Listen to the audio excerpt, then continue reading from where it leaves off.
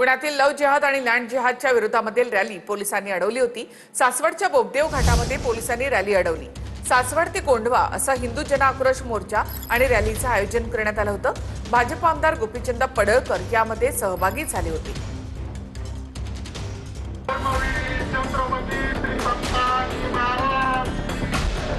पुरंदरमध्ये हिंदू जन आक्रोश मोर्चाचं आयोजन करण्यात आलं।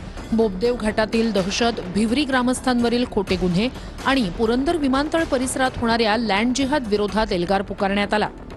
भिवरी गावात बोबदेव घाटात येऊन दहशत निर्माण करणाऱ्या कोंढव्यातील टोळ्यांवर कडक कारवाई करावी अशी मागणी या मोर्चातून करण्यात आली आहे। गोपीचंद पडळकर आणि संजय जगताप सहभागी असलेला हा मोर्चा पोलिसांनी बोबदेव घाटात अडवला।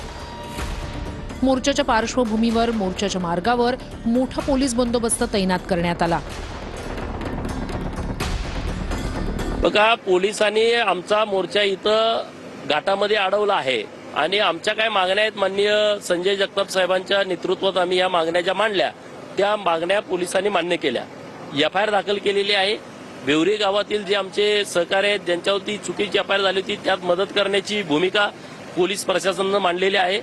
या घाटामध्ये सीसीटीव्ही बसवण्याची गरज आहे, तर ते तात्काळ आता कारवाई करतील आणि 24 तास पोलिसांचं पेट्रोलिंग या परिसरामध्ये होणार आहे आणि इथं एक पोलीस चौकी असावी घाटावरती, त्याची शिफारस करून ती चौकी मंजूर करून इथं पोलीस चौकी केली जाईल हे पण त्यांनी मान्य केलेलं आहे। भिवरी गाव बोबदेव घाटात काही टोळक्यांकडून दहशत निर्माण करण्यात येते।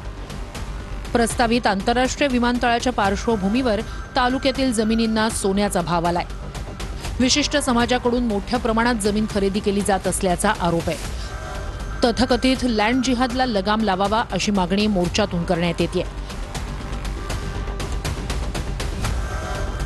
काही ग्रामस्थांवरच दाखल केलेले खोटे गुन्हे मागे घेण्याची मागणी करण्यात आली आहे।